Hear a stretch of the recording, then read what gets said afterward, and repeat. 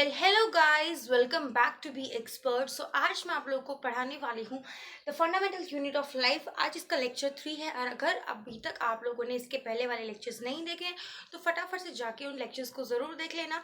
अब तक हम लोग अप टू एंडोप्लाज्मिक रेटिकुलम पढ़ा चुके हैं, यानी कि एंडोप्लाज्मिक रेटिकुलम से पहले जितने भी टॉपिक्स थे जैसे कि सेल वॉल, सेल मेम्ब्रेन या फिर प्लाज्मा मेम्ब्रेन, न्यूक्लियस और हमारे एंडोप्लाज्मिक रेटिकुलम, हम ये सारी चीज़ें पढ़ चुके हैं। आज के लेक्चर में हम लोग पढ़ने वाले हैं हमारा गोल्गी एपरेटस। मैंने लास्ट लेक्चर में आप लोगों को बताया था कि जो गोल्गी एपरेटस है उसे हम लोग गोल्गी बॉडी भी बोलते हैं। ठीक है, आपको दोनों ही नाम याद रखने हैं। क्वेश्चन पेपर में कोई भी नाम एक आ सकता है, या तो गोल्गी एपरेटस आएगा और या फिर गोल्गी बॉडीज आएंगे। तो देखो, सबसे पहले इंपॉर्टेंट चीज़ आपको जो ध्यान में रखनी है वो ये है कि जो हमारा गोल्गी बॉडी है ना, या फिर गोल्गी जो एपरेटस है ना, ये एक नेटवर्क बनाता है। ठीक है, थ्रू आउट आर सेल्स। ठीक है, ये मेम्ब्रेन बाउंड एक नेटवर्क बनाता है। ठीक है, और ये हमारा जो एंडोप्लाज्मिक रेटिकुलम होता है ना, इसकी मेम्ब्रेन से बाउंड होता है, यानी कि इसकी मेम्ब्रेन के साथ अटैच होता है।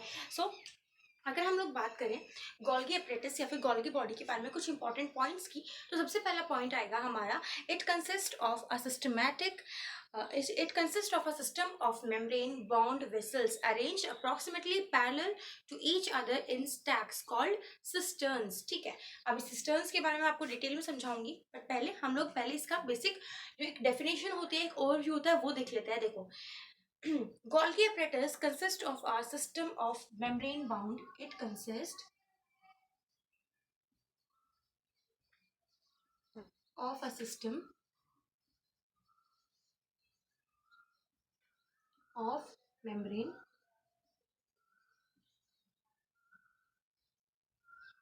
bound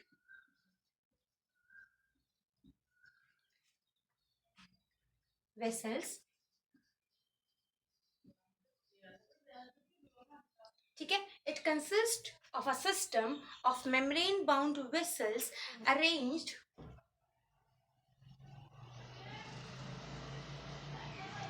approximately parallel to each other।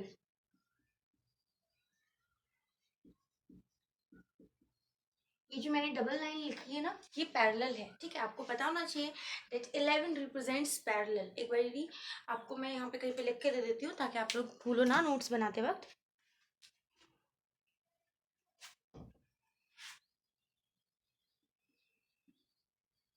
दूसरी इंपॉर्टेंट चीज आपको याद रखनी है कि जो नेटवर्क है ना, इसे हम सिस्टर्न बोलते हैं। ठीक है, सो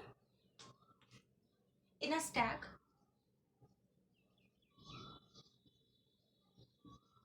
known as cisterns।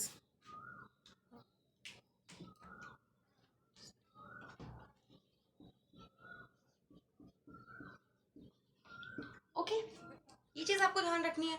अब सिस्टर्न्स क्या होता है या फिर पैरेलल स्टैक क्या है, एक बार डायग्राम से समझ लेते हैं। देखो,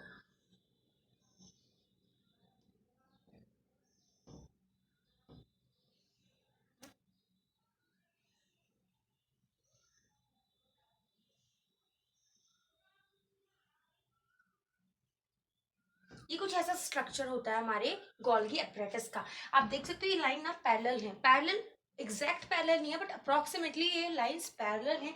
ये जो दोनों एंड से कभी एक दूसरे के साथ मीट नहीं करते हैं। ओके, अब इसके बाद एक और चीज आपको ध्यान में रखनी है, इसके साथ का कनेक्शंस होता है। इसका कनेक्शन किसके साथ होता है? ई आर के साथ होता है। ठीक है, इट हैव कनेक्शंस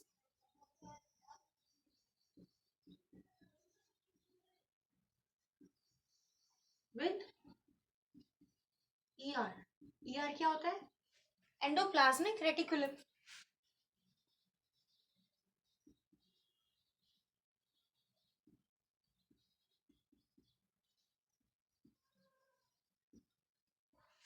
मतलब ये ना हमारी जो मेम्ब्रेन होती है ना एंडोप्लाज्मिक रेटिकुलम की, उसके साथ अटैच रहता है। तो सपोज यहाँ पे कहीं हमारा जो है एंडोप्लाज्मिक रेटिकुलम है, ठीक है, और ये हमारा गोल्गी एपरेटस इसके साथ अटैच हो गया है। ठीक है, आपको इस बात का ध्यान रखना है। उसके बाद आप फटाफट ये सारी चीज नोट कर लीजिए। अब उसके बाद हम लोग बात करेंगे फंक्शंस ऑफ गोल्गी एपरेटस की।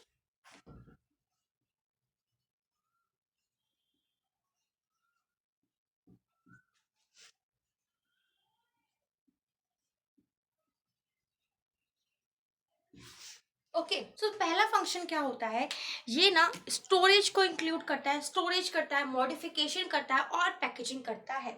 ठीक है, प्रोडक्ट्स जितने भी हमारे जो ईआर जो बनाता है ना, अभी मैंने आपको लास्ट लेक्चर में बताया था कि जो ईआर है वो हमारा मेम्ब्रेन को बनाने के लिए, यानी कि मेम्ब्रेन बायोजेनेसिस के लिए जितने भी प्रोडक्ट्स की रिक्वायरमेंट होती है वो हमारा जो है ईआर बनाता है। अब जो ईआर उस प्रोडक्ट को बनाएगा, उसके बाद जो हमारा गोल्गी बॉडी है वो उसे पैक करेगा, स्टोर करेगा और पैकेजिंग में हेल्प करेगा, जिसके बाद ये हमारे डिफरेंट पार्ट्स और सेल के पास भेज दिए जाएंगे। ठीक है, तो सबसे पहला फंक्शन क्या होगा, it includes the modification and packaging of products in vessels. ये जितने भी देख रहे हो ना, ये इनके वेसल्स हैं, इसके अंदर ये ना पहले जो प्रोडक्ट आएगा उसे स्टोर करेगा, उसके बाद उसकी उसे मॉडिफाई करेगा, पैकेजिंग करेगा, किसमें, वेसल्स में। तो सबसे पहला फंक्शन क्या होगा, it functions include the storage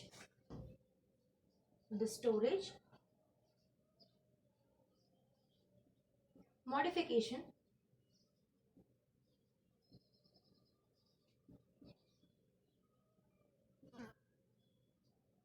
and packaging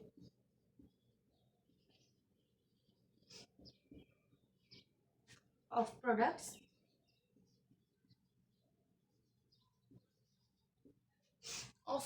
कहाँ पे होता है, इन वेसल्स।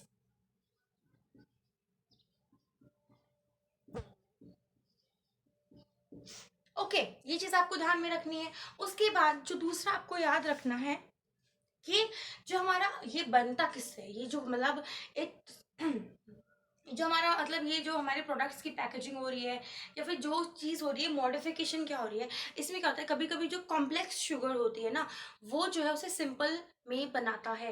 एग्जाम्पल हो गया, जितनी भी हमारी कॉम्प्लेक्स शुगर है उसे ये सिंपल में कन्वर्ट करेगा। So complex sugar may be made from simple sugar in the Golgi apparatus। ठीक है, complex sugar may be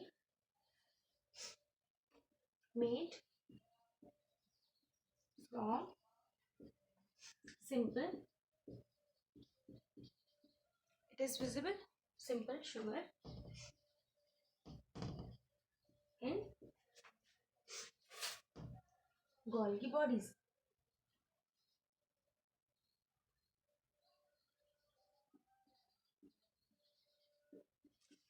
okay, ठीक है। अब एक लास्ट जो फंक्शन आपको याद रखना है वो है हमारा जो ये गोल्गी बॉडी है, it helps in the formation of lysosomes. ये पहला है, ये दूसरा, तीसरा पॉइंट यहाँ पे तो स्पेस नहीं है, वहां लिख देते हैं। It helps in the formation of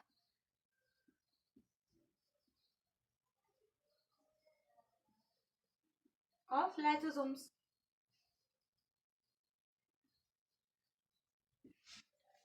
ठीक है, ये सारी चीज़ आप लोग नोट कर लीजिए। उसके बाद हम लोग जो है लाइसोसोम्स के बारे में पढ़ेंगे। ठीक है, क्योंकि लाइसोसोम्स जो है आपकी एनसीईआरटी में नाम दिया गया है, तो हमें इसको डिटेल में पढ़ना पड़ेगा। ठीक है, फटाफट से भाई नोट कर लीजिए। अब देखो, हम लोग बात करने वाले हैं लाइसोसोम्स की। लाइसोसोम्स को हम लोग सुसाइडल बैग्स भी बोलते हैं। ये बहुत इंपॉर्टेंट टर्म है, सुसाइडल बैग्स। आपको हमेशा इसे याद रखना है, क्योंकि ये टर्म्स आपके MCQs, fill in the blanks में हमेशा पूछी जाती है। ठीक है, वन वर्ड मार्क जो क्वेश्चन होते हैं उनमें आपके लिए उसमें आपको ये टर्म बहुत ज़्यादा बार पूछी जाती है। एंड आई थिंक आज तक मैंने ऐसा कोई भी पेपर नहीं देखा है जिसमें आप लोगों से lysosome known as suicidal bag वाली कोई भी टर्म्स ना हो। ठीक है, तो हम लाइसोसोम्स को क्या बोलते हैं, हम लाइसोसोम्स को सुसाइडल बैग भी बोलते हैं।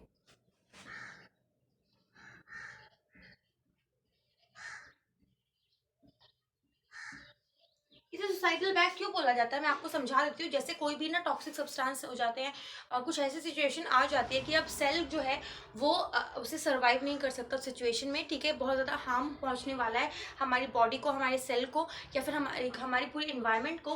तो जो ये लाइसोसोम्स हैं, ये जब सेल के अंदर प्रेजेंट होते हैं तो वो उसे बर्स्ट कर देते हैं, जिसकी वजह से वो जो सेल है वो ख़त्म हो जाता है, it is going to die. और साइड में जितने भी सराउंडिंग जो हमारे सेल्स हैं उनको भी हार्म पहुँचता है, यानी कि खुद तो मरता ही है, साथ में आजू बाजू वाले जितने भी सेल्स हैं उन सबको मार देता है ये। ठीक है, अब देखो, जो हमारे लाइसोसोम्स है ना, ये बेसिकली क्या है, it is a kind of waste disposal system होता है। जितना भी वेस्ट होता है ना सेल का, वो लाइसोसोम ही हमारा जो है एक्सक्रीट आउट करता है, ठीक है। अब जब तक वेस्ट कंट्रोल में है तब तक ठीक है, बट जैसे ही वेस्ट आउट ऑफ कंट्रोल हो जाता है तो ये सुसाइड अटेम्प्ट कर लेता है, इनकी बर्स्ट हो जाता है, ठीक है। So lysosomes is a kind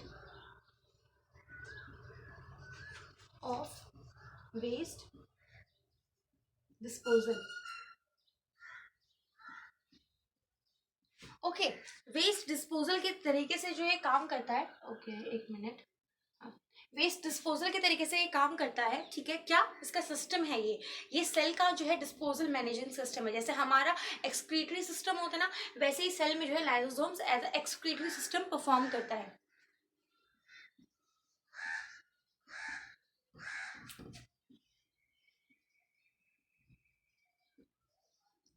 पहली चीज तो आपको ये ध्यान रखनी है लाइसोसोम्स की। दूसरी बात, इसके पास कुछ ऐसे एंजाइम्स होते हैं जो हर एक ऑर्गेनिक मटेरियल को ब्रेक डाउन कर सकते हैं। चाहे वो कोई भी ऑर्गेनिक मटेरियल हो, उसे हमेशा वो सिंपल सब्सटेंसेस में ब्रेक डाउन कर सकते हैं। It have enzymes capable of breaking down all organic material. It have enzymes capable of digesting or breaking down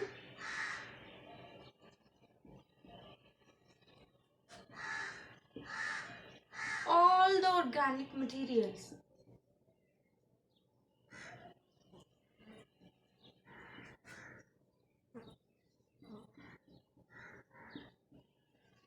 okay, मतलब इसके पास कुछ ऐसे एंजाइम्स है जो हर एक ऑर्गेनिक मटेरियल को डाइजेस्ट कर सकते हैं, उसे हायर कंपाउंड्स से तोड़ मरोड़ के छोटे कंपाउंड्स में बना सकते हैं, ठीक है। उसके बाद लास्ट चीज, it works as the suicidal bag.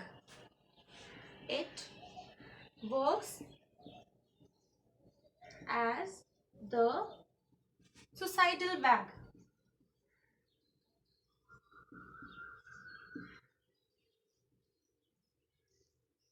Basically क्या होता है, ये बर्स्ट आउट हो जाता है, ठीक है।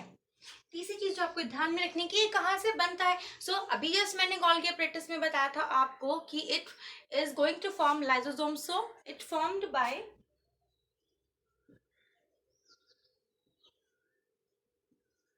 बाय गोल्गी बॉडी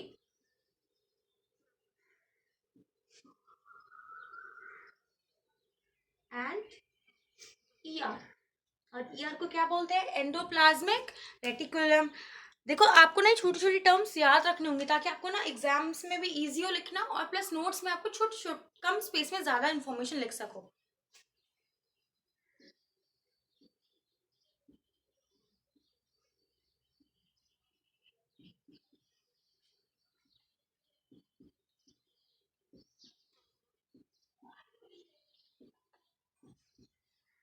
ओके, फटाफट से नोट कर लीजिए आप लोग ये सारी चीजें। उसके बाद हम लोग वेसल्स देख लेंगे। वेसल्स में आपको ऐसे ही समझा देती हूँ। देखो वेसल्स क्या होता है, जो हमारा गॉल की बॉडी है ना, एक मिनट, हाँ देखो जो हमारी गॉल की बॉडी, हाँ देखो ये जो हमारा गॉल की बॉडी है,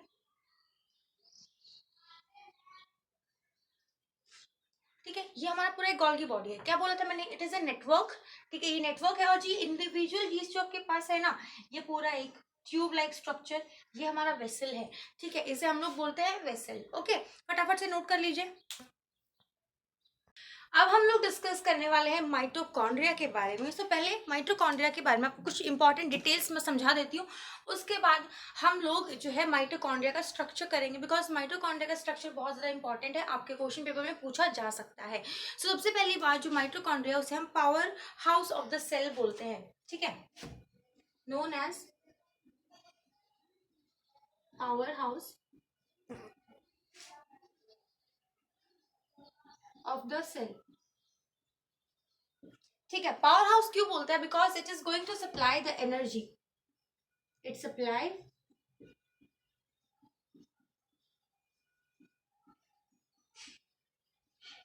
एनर्जी, ठीक है। To different parts of the cell, या फिर पूरे सेल को ये एनर्जी प्रोवाइड कराता है। ठीक है, अब जो ये एनर्जी प्रोवाइड कराता है, ये किस फॉर्म में एनर्जी प्रोवाइड कराता है? ये हमें एनर्जी प्रोवाइड कराता है एटीपी की फॉर्म में। It supply energy in the form of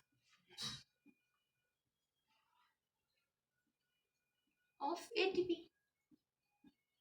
अब ये एटीपी क्या है? एडिनोसाइन ट्राइफॉस्फेट होता है ये, इसकी फुल फॉर्म अभी आपको समझने की जरूरत नहीं है। एक और चीज, इसे हम लोग, जो एटीपी है ना, इसे हम लोग बोलते हैं करेंसी। क्या बोलते हैं हम इसे? करेंसी। जैसे हमारी इंडियन करेंसी पैसा होती है ना, सो वैसे ही रुपये होती है ना, तो वैसे ही जो हमारी एटीपी है उसकी करेंसी क्या होती है? सॉरी, हमारा जो सेल है उसकी करेंसी को हम एटीपी बोलते हैं। It is the currency of the cell. जैसे अभी आप लोग बिना पैसों के कुछ नहीं कर सकते ना, तो सेम वैसे ही जब तक आप स्पेंड नहीं करोगे पैसे, तब तक आपको कुछ नहीं मिलेगा। तो सेम वैसे ही जब तक आप एनर्जी स्पेंड नहीं करोगे, तब तक कुछ आपको आउटपुट नहीं मिलेगा। और जो एटीपी है वो हमारी करेंसी होती है किसकी? सेल की। यानी कि जो भी चीज सेल को चाहिए करवानी है, तो वो सब उसको एटीपी की हेल्प से ही करना होगा। ओके, अब इसका स्ट्रक्चर आपको पता होना चाहिए। देखो, जो माइटोकॉन्ड्रिया है वो डबल मेम्ब्रेन बाउंड स्ट्रक्चर होता है। Double membrane bound structure. अब डबल मेम्ब्रेन है तो उसकी दो मेम्ब्रेन्स होंगी, अलग अलग टाइप की मेम्ब्रेन है। देखो, फर्स्ट मेम्ब्रेन जो होगी वो होगी हमारी, उसे हम बोलते हैं आउटर मेम्ब्रेन।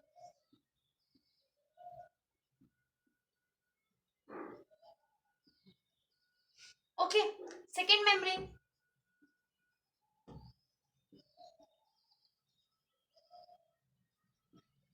वो होती है हमारे inner membrane.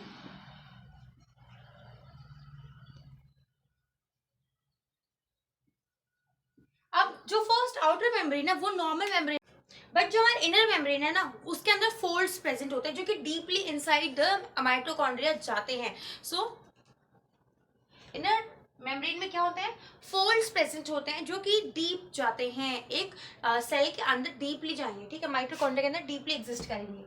So it have deep folds. Okay, अब एक बार स्ट्रक्चर देख लो फटाफट से। देखो, मैंने भी बोला इसके पास दो मेम्ब्रेन होंगी। फर्स्ट मेम्ब्रेन हो गई, ठीक है, ये हमारा सेल का हो गया, हमारा माइटोकॉन्ड्रिया का स्ट्रक्चर सिंपल प्लेन मेम्ब्रेन है। ठीक है, सेकेंड होगा हमारा जो इनर मेम्ब्रेन है, वो भी डीपली फोल्डेड होगी, वो कुछ ऐसी सी होगी।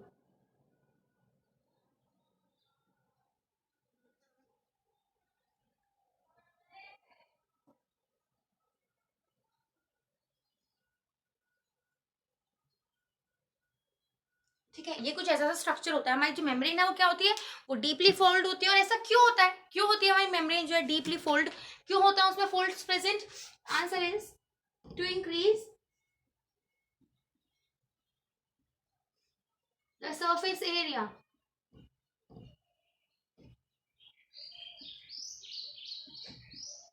ओके स्टूडेंट्स, अब जो नेक्स्ट चीज की आपको ध्यान में रखनी है कि जो हमारा माइटोकॉन्ड्रिया होता है इसके पास खुद का डीएनए होता है। So very very important point is it have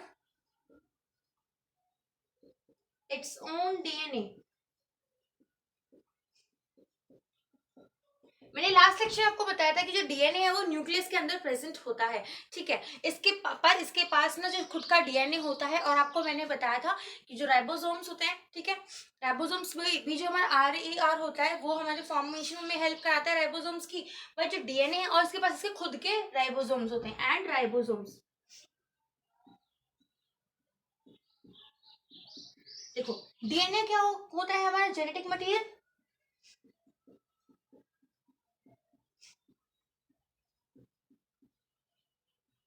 और जो हमारा राइबोसोम्स है वो प्रोटीन फॉर्मेशन में हेल्प करता है।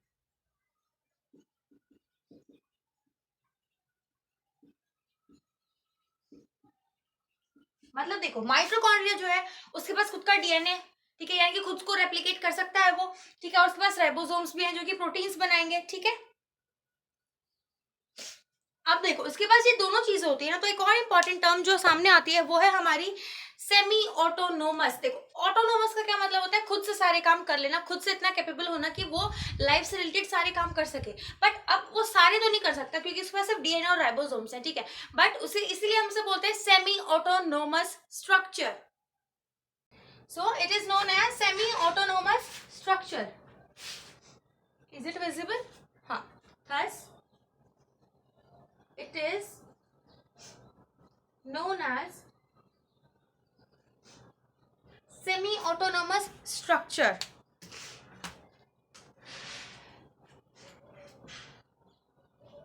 Semi-autonomous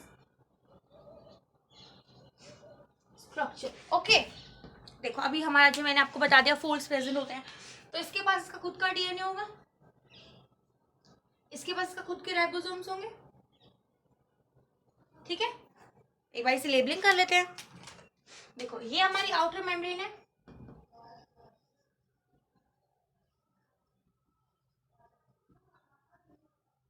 ये इनर मेम्ब्रेन है,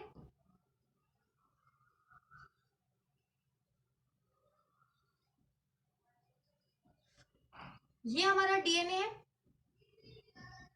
और ये क्या है, राइबोसोम्स।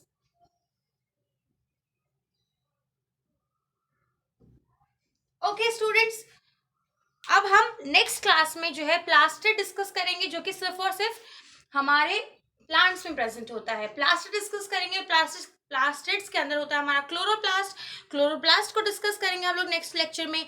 उसके बाद हम लोग डिस्कस करेंगे वैक्यूल्स, और इसी के साथ हमारी सारी की सारी सेल ऑर्गेनेलीज जो है वो खत्म हो जाएंगी। एक बार फटाफट से नोट कर लो। Okay, so that's all from my side. I hope you like this lecture, and if you do so please hit the like button. और अगर अभी तक आपने चैनल को सब्सक्राइब नहीं किया तो वेट किस चीज़ का कर रहे हो, फटाफट से चैनल को सब्सक्राइब कर दीजिए। और अगर इस चैप्टर के पहले लेक्चर नहीं देखे, यानी कि लेक्चर 1 और लेक्चर 2 नहीं देखा है, तो फटाफट से जाके उस लेक्चर को जरूर देख लेना। अब आपको ये लेक्चर खत्म होते ही नोट्स बनाने हैं, ठीक है, नोट्स बनाने और एनसीईआरटी का एक बड़ी थोड़ा रिविजन लेना है, ठीक है। कुछ भी डाउट रह जाता है किसी भी टॉपिक से रिलेटेड तो प्लीज कमेंट बॉक्स में जरूर पूछ लीजिएगा, ठीक है। सो अब हम मिलते हैं अपने नेक्स्ट लेक्चर में, तब तक के लिए stay positive, keep studying hard and keep your self fit and healthy. Thank you.